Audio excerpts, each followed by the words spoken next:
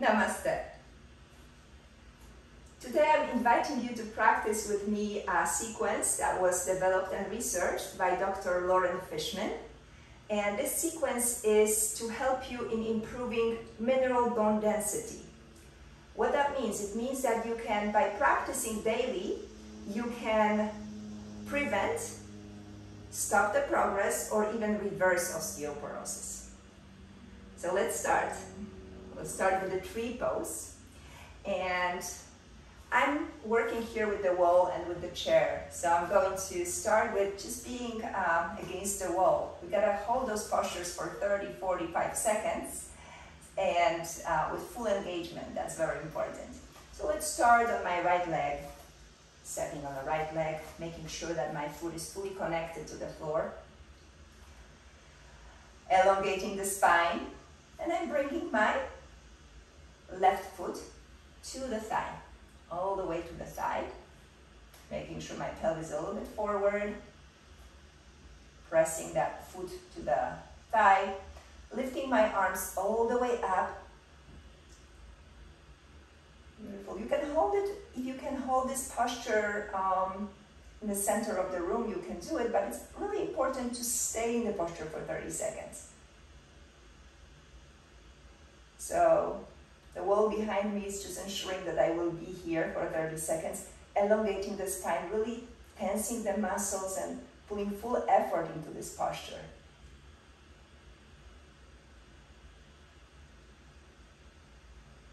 The crown of my head is pulled up towards the ceiling. Arms are long. And exhale, release. Letting go. You can do it on the other side. If you need to use a chair for stability, that's always an option. So this left side, I will do with the chair. I'm stepping on my left foot, putting a whole body weight on it, tensing the muscles, and I will bring the foot to my thigh. And lifting my other arm up, pelvis slightly forward, spine long, crown of my head pulled towards the ceiling, chin is parallel to the floor. Beautiful. If it's impossible for you to keep the foot up on the thigh, there are modifications that are optional and they're available. You can have your legs lower on your calf, or there are also options that will help you with the chair.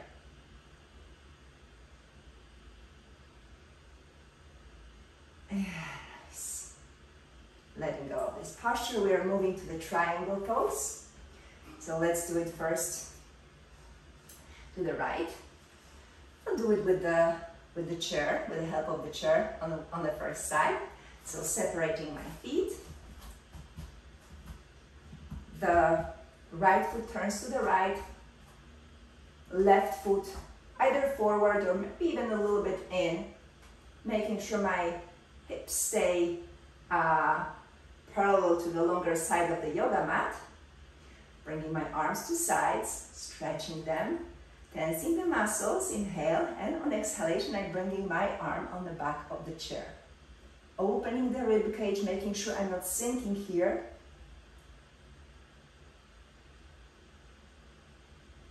Keep breathing. You can go deeper, you can even come lower.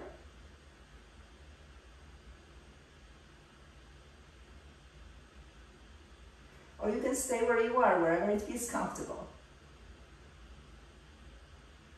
Come, try even a little bit lower. So whatever works for you. And release. Letting go. Foot turns forward. Let's do the other side. I'm going to do it without the help of the chair this time. You can always use the wall for the balance. So turning your left foot to the left. The feet are about 3.5 feet apart. Arms elongated. Elongate the spine. Make sure you're not collapsing the rib cage. And coming down. So go only as far as you can without collapsing the rib cage. No, my body is not doing it fully.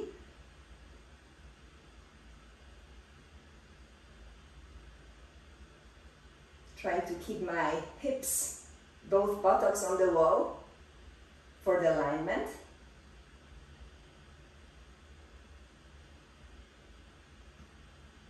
Breathing. Inhale. Come back to the center. And release. Moving to Warrior Two pose. Again, you can do it from the center of the room or just near the wall if you feel that extra help with balance is needed today. So separating your feet, Warrior Two, a little bit wider than in the triangle. The right foot turns to the right. I'm bending my right knee, making sure that the knee doesn't go in front of the ankle. The outside of my left foot is pressing the floor, the knee slightly revolving back, making sure that my knee is over my foot, arms to sides, stretching those arms as if someone was pulling me to both sides like tug of war, turning my head to the right, coming, trying to get that 90 degrees if possible.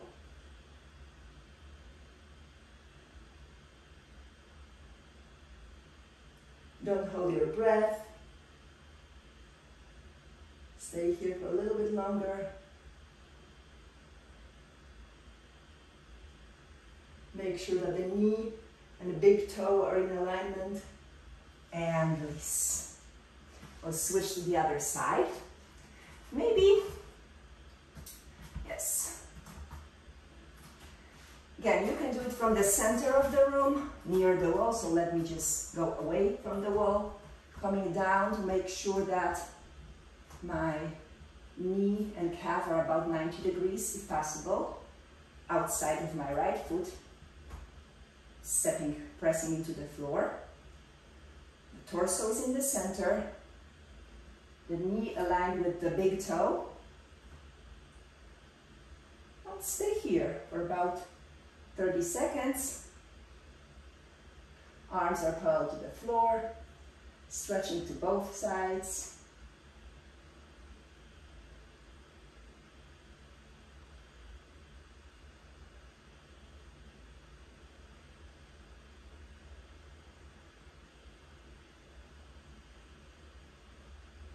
And release. Let go. The next posture is extended angle, and I will use a chair for that, at least for one side. I may also use a block. So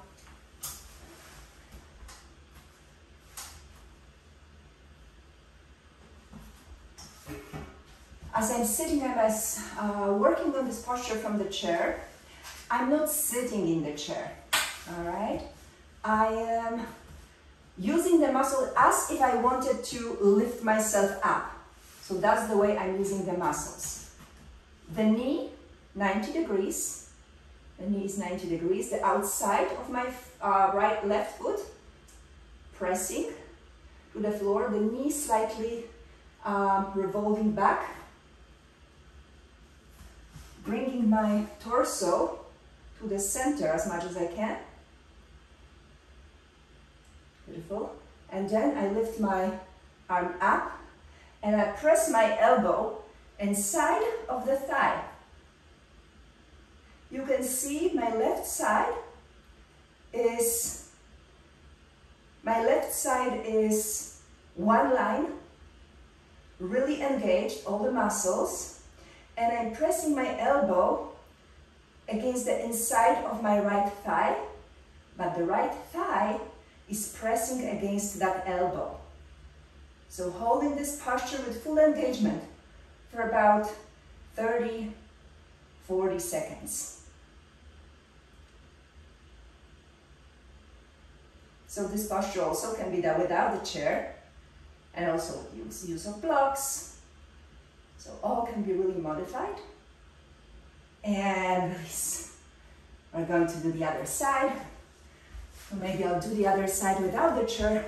For you, you do whatever feels safe and comfortable for you, and whatever feels doable, so you don't compromise the alignment. So now, other side, my right side. So coming to this posture as if I was coming to warrior two.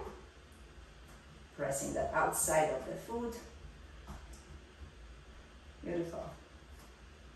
Inhale, elongate, and come down. Ribcage doesn't collapse down. Pressing the outside of my right foot to the floor. Trying to keep the 90 degrees. Pressing my elbow against the thigh. Thigh against the elbow. Holding this posture in full alignment, full engagement. Just a little bit longer. And release. Letting go. As we are moving to revolved triangle. And maybe I can use a chair for that one too. So let's do one side with the chair, the other side without. Again, remember, wall is always your friend. So it's always good to, if you don't feel fully stable, use the wall, use the chair, use the blocks, use all the props that you can.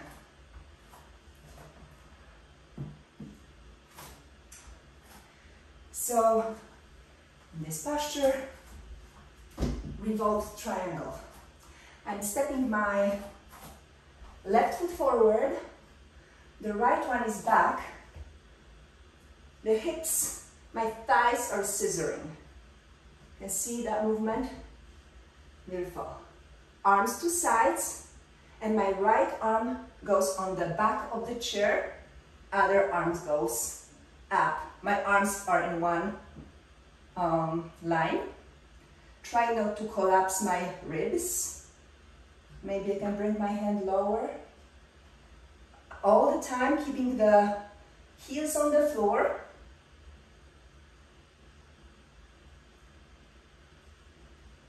Opening the rib cage and scissoring my thighs. Scissoring the thighs. Maybe then come a little bit lower. Maybe I can bring my hand, elbow on the chair.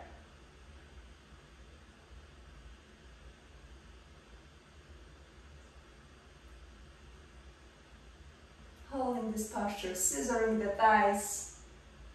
And inhale, come up.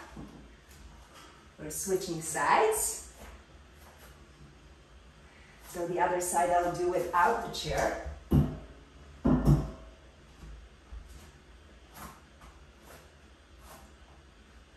Stepping my right foot forward. Both heels are on the floor. The movement with my pelvis is to scissor the legs, bringing my arms to sides. And this time, my left hand goes down. So I'm bringing my arms, elongating the spine here, coming down, opening, trying not to collapse the rib cage. I can also use the block here if I wanted. Holding this posture, steadily, firmly, scissoring.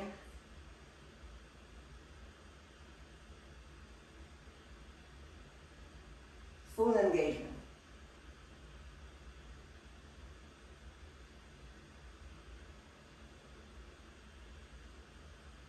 And release. Stepping forward and shake a little bit. Beautiful. Now we are getting down to the floor postures. So we'll start with the locust pose. Remember, when you are going down, don't round your back. To go down, when you have, you have osteoporosis in your back, always go knee by knee, sitting to side so that your spine doesn't get round. Going to lie down. The way I'm doing it is also to prevent rounding my back. The first floor posture is called the locust pose, and it can be also modified so that everyone can do it. I'll see what I can do today. I'm bringing my hands behind my back, clasping the fingers, lifting the chest. The hands come away from my buttocks, coming up. It's a beautiful compression of the whole back side of the spine, strengthening the muscles and strengthening the bones. Lifting the legs up higher, chest is up, so there is only connection at your pelvis. Your belly button doesn't go off the floor. And release.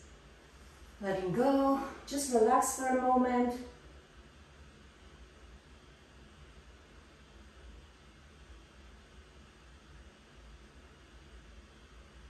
And then whenever you're ready, we can move to the bridge pose.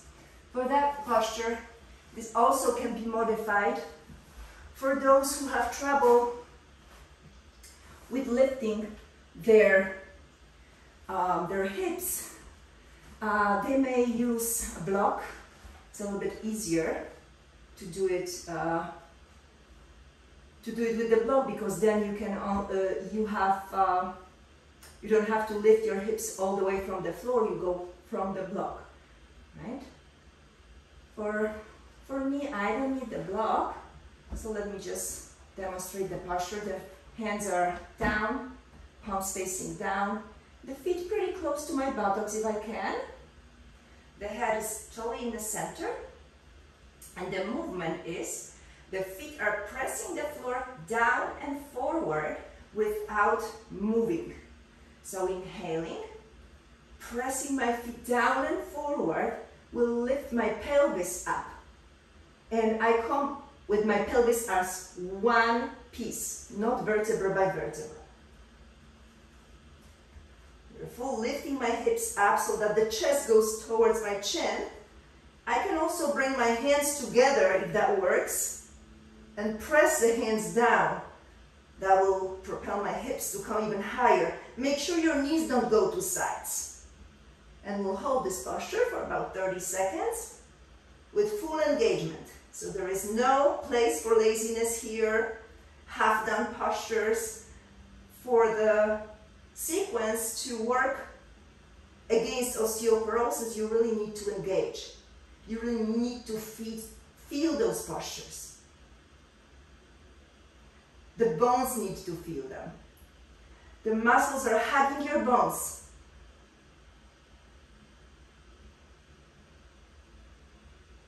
And release. Letting go of this posture. Beautiful. Can move your knees a little bit from side to side. That feels good. And we're moving to another posture. The hand to big toe. So I will use the strap for that.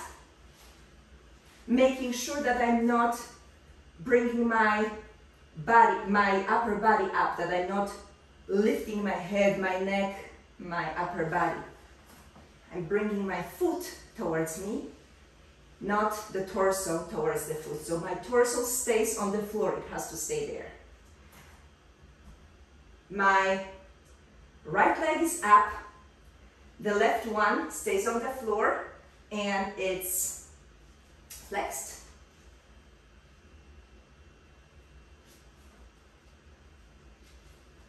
I'm lifting my hands as much as I can, pulling that foot up towards my face and also down.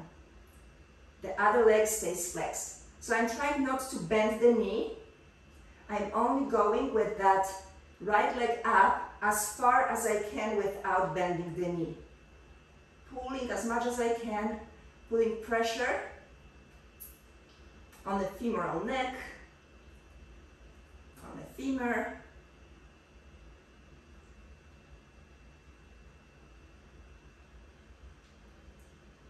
Breathing and holding this posture a little bit longer.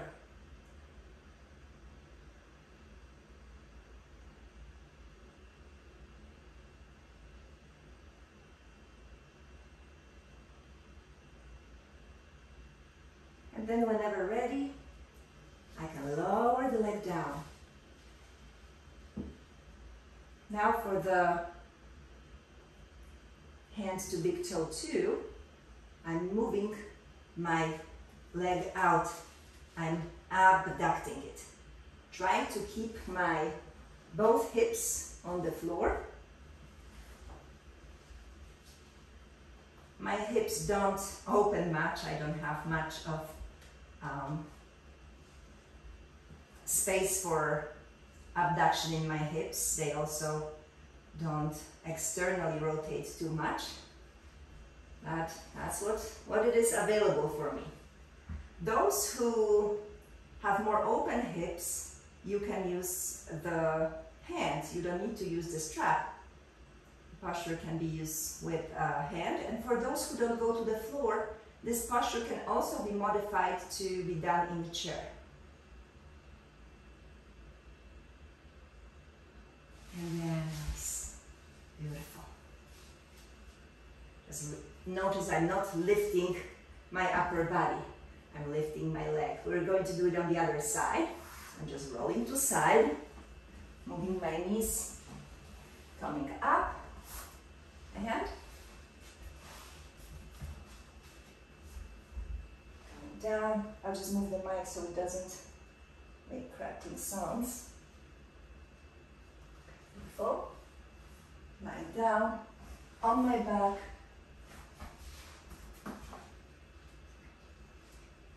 My foot.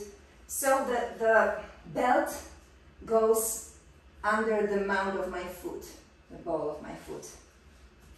Stretching the other leg, lifting the leg up.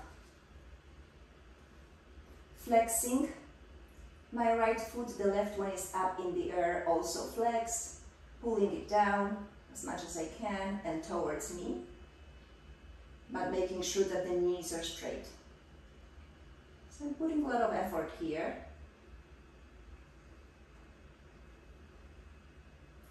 My shoulder blades are on the floor.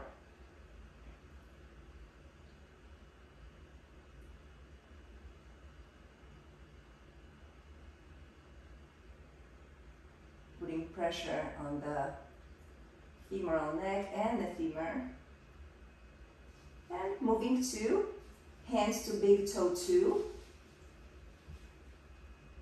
Making sure both hips stay on the ground.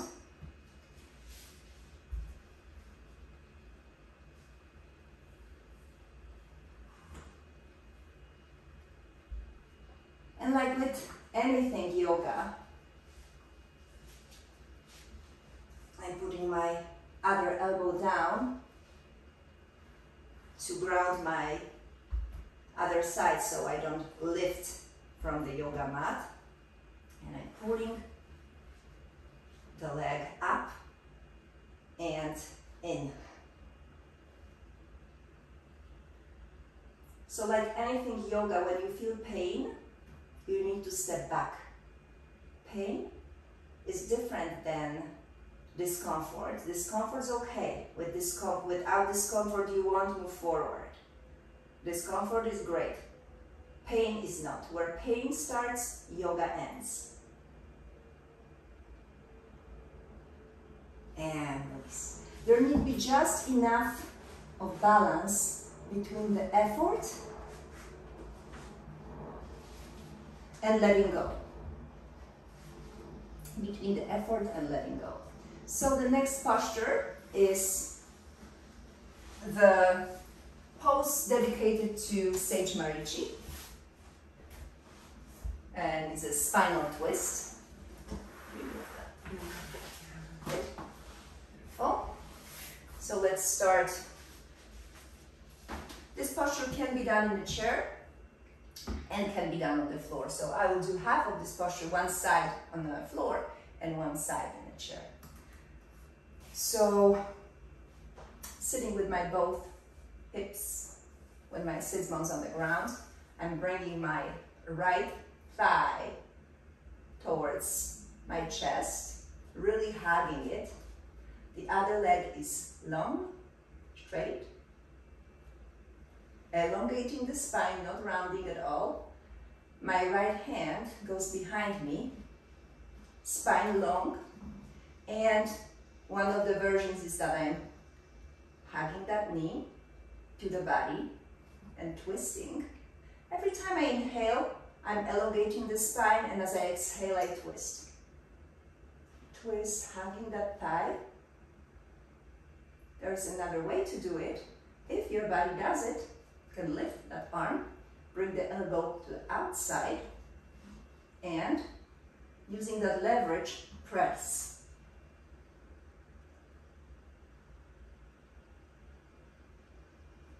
Staying in the posture for about 30 seconds.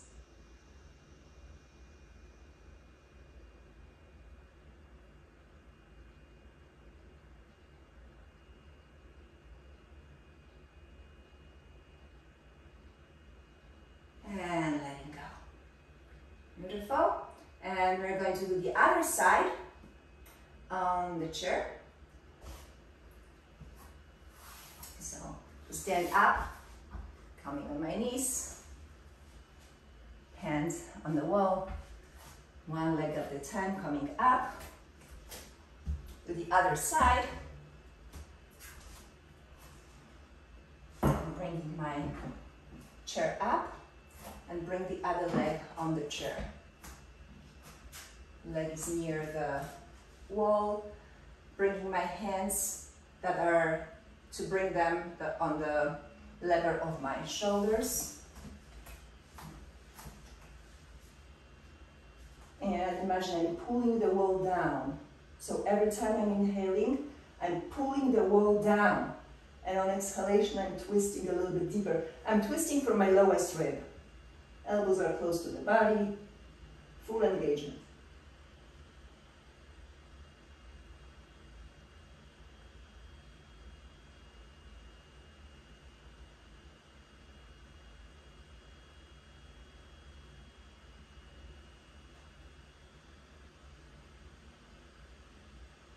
Shoulders relaxed, twisting, and nice. Beautiful. Since I have the chair here, I'll start the half spinal twist, also called the half Lord of the Fishes, in the chair. So I'll sit in the chair, bring my left knee over the right one, spine is long, so this is for those who cannot go on the floor. And bring twisting towards the wall, and again the same motion. I'm trying to bring the hands down, the wall, pulling the wall down, elbows are close to my body. The foot that's on the floor is really firmly pressing into the floor, trying to keep the knee also steady, so the leg is not shaky. I'm twisting from the lowest rib, holding this posture for about 30 seconds. This posture is addressing all the major sites of osteoporosis. So the femur, femoral neck, lumbar spine, and nice. Beautiful.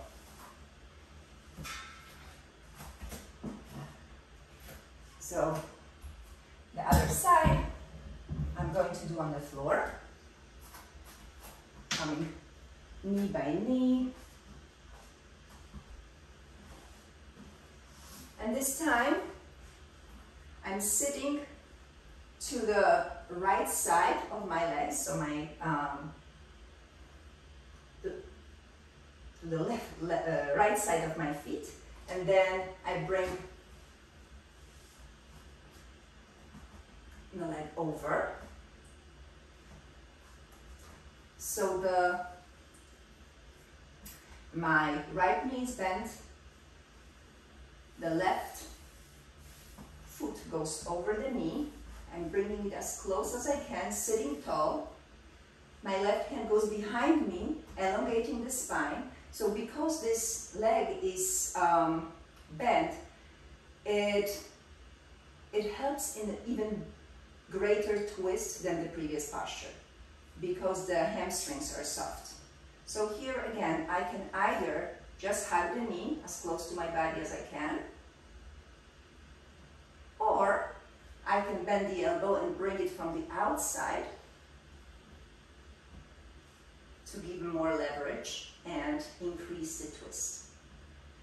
So my shoulders relaxed, spine long.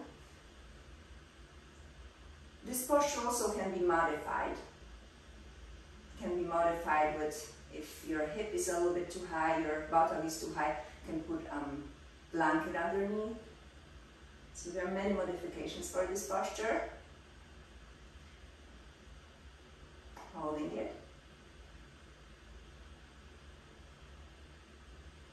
And let go. Beautiful. Now, the most important posture in the sequence is Shavasana.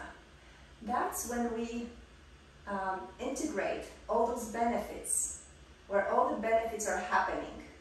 So it's like a paycheck. It's the final step where the body and mind make sense of what just happened. So to lie down in Shavasana, come on the side, with your knees bent, separating your feet, lying down on your back if that's possible. If lying on your back is difficult for you, you can collapse the knees, just like that. But if you can, go into the classical posture, which is separating your feet, the hands are slightly away from the body, palms are facing up, the head is in the center. And close your eyes.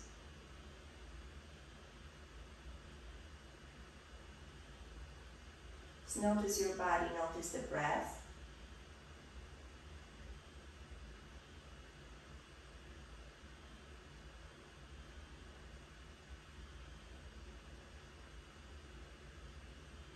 Notice the movement of your abdomen and chest as you breathe in and out.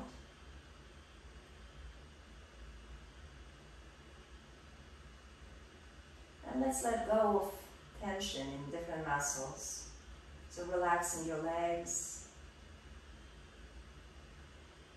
allowing the hips to relax, to open the feet fall to sides.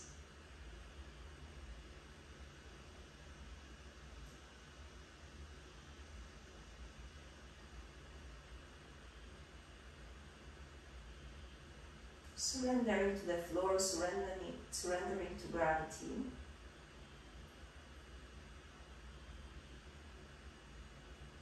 Knowing that the floor is fully supporting you. The muscles don't have to work. Complete relaxation of your hips, lower back.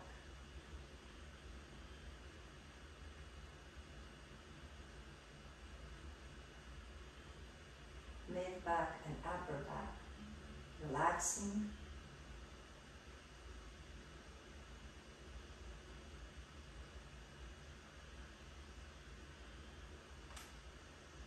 Relaxing your arms, allowing them to just be on the floor, feel the weight of the arms.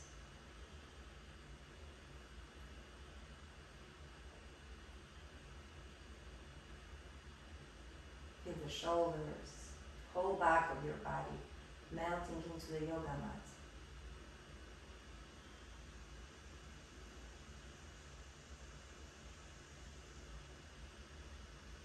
Notice the front of your body, the abdomen, chest, moving up and down as you breathe in and out, creating this wave-like motion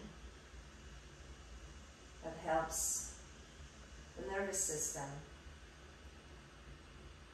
come into the relaxation mode.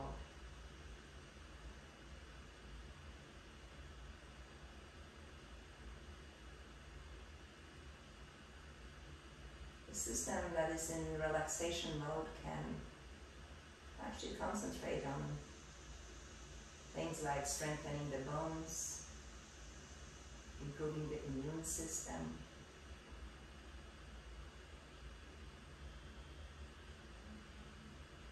improving digestion,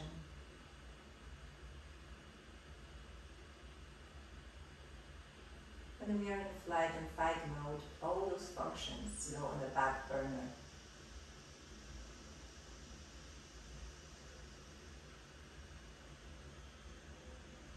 Relaxing your face, forehead,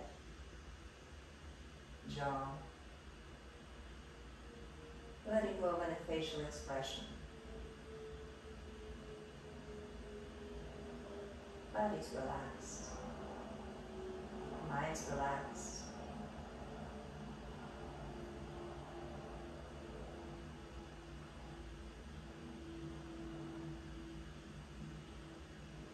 And stay here for as long as you feel comfortable and as long as you need to stay.